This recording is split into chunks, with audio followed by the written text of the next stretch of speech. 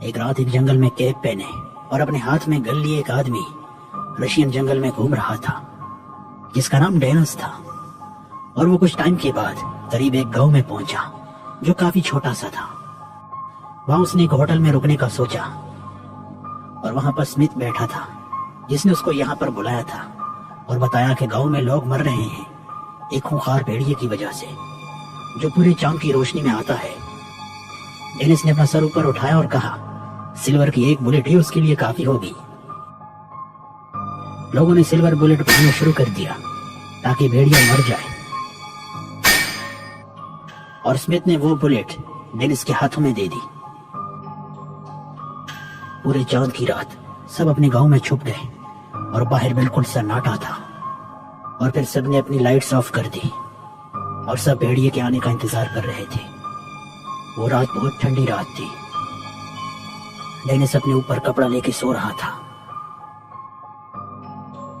اور پھر چاند کی روشنی پھیلی اور وہ بھیڑیا آ گیا جس کا جسم انسان جیسا اور شکل بھیڑیے جیسی تھی، اور وقت آ گیا تھا اس کو ختم کرنے کا۔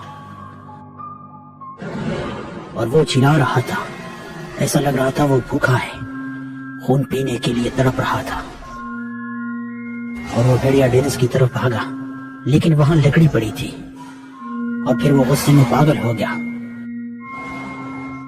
اور دوسری طرف کھڑکی سے ڈینس نشانہ بنا کر گن چلانے والا تھا، لیکن گن نہیں چلی کیونکہ بلٹ کافی بیکار تھی، اور گن کی آواز سن کر بھیڑیے کو ڈینس کی جگہ کا پتہ چل گیا، اور وہ غصے سے اس کی طرف آ رہا تھا، اور ڈینس پیچھے کی طرف جا رہا تھا اور اس بھیڑیے کو اکیلا چھوڑ دیا۔ ڈینس نے بلٹ کو چیک کیا تو اس میں بارود ہی نہیں تھا، اور یہ گولی کبھی چلنے کے لائق تھی ہی نہیں۔ اور اگلے دن سمتھ کو سپاہی لے گئے کیونکہ ان کو لگا تھا کہ یہی بھیڑیا ہے، اور اس نے خود کو بچانے کے لیے خراب گولی بنائی۔